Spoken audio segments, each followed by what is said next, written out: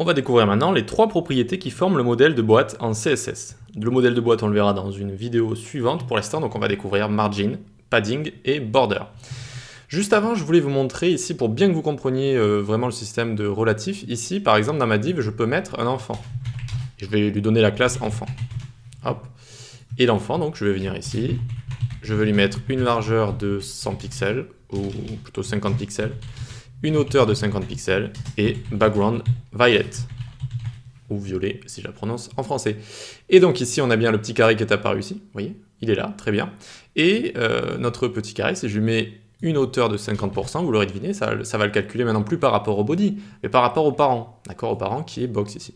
Qui lui par contre va calculer sa hauteur par rapport au body, d'accord, vu que c'est son parent. Voilà, c'était juste pour finir avec les dimensions. On peut fermer ça ici, très bien.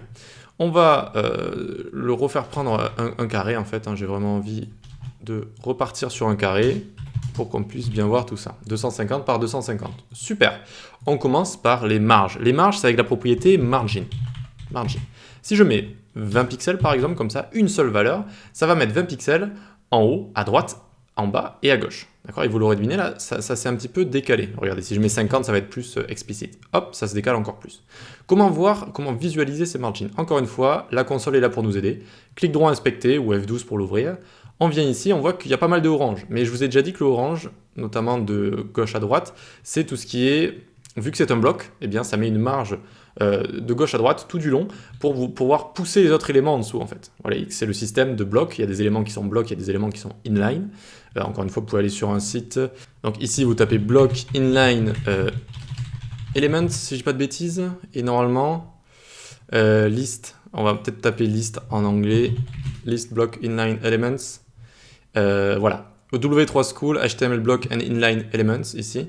Et donc je vous le mettrai en description. Je vous le mettrai en description. En fait, ici vous avez la liste de tous les éléments HTML qu'on peut créer qui sont soit de base des blocs, soit de base des inline. D'accord ? On reviendra sur ça, c'est avec la propriété display qu'on peut les changer. On verra qu'on peut passer des blocs en inline.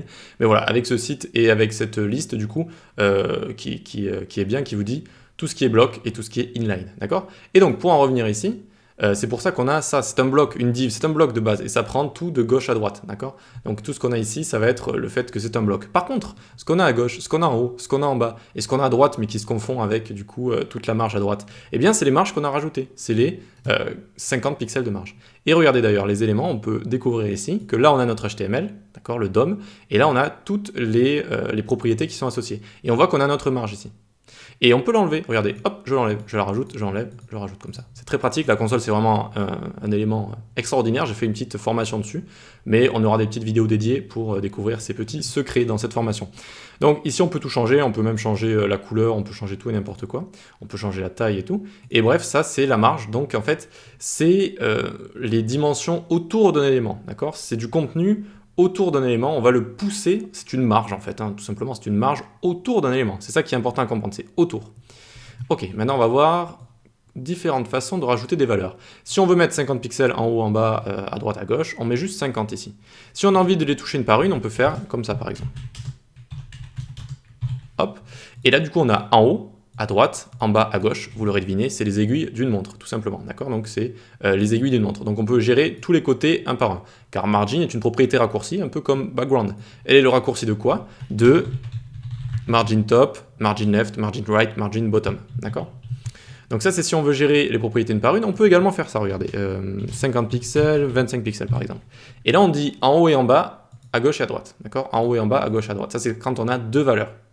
Voilà, deux valeurs, une valeur, quatre valeurs, et on peut aussi avoir trois valeurs, d'accord? Par exemple, ok, donc ici, 50, 25, 10, ça veut dire 50 pixels en haut et en bas, 25 pixels à gauche, 10 pixels à droite. Regardez, si je mets 250 ici, ça va bien nous montrer qu'il y en a 225, que ici, ça gère la marge à gauche.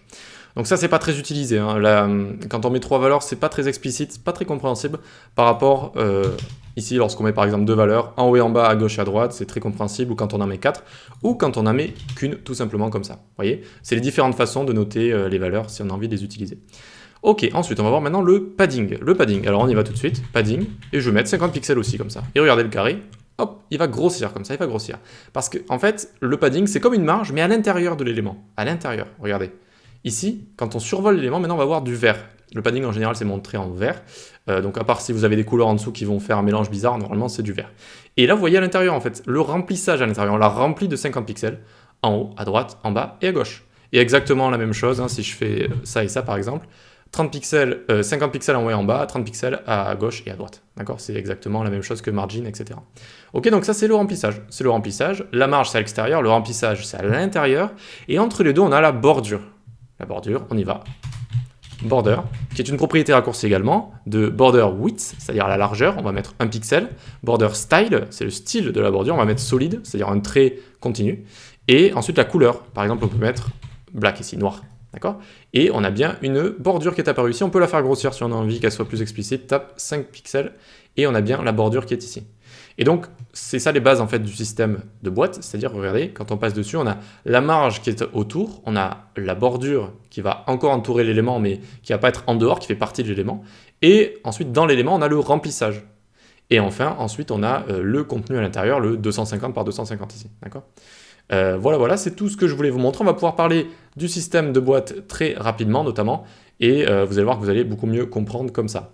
Parce qu'ici, notamment, vous voyez que, regardez, on a mis 250 par 250, et quand on va le survoler, on a le petit tooltip qui arrive en dessous et qui nous met 300 par 360.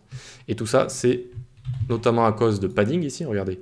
Hop, là on a bien du 260 par 260. Vous allez me dire, mais alors d'où vient ces 10 pixels supplémentaires?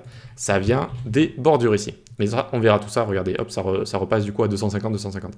On verra tout ça dans la vidéo dédiée au modèle de boîte. Allez, à tout de suite pour la prochaine vidéo.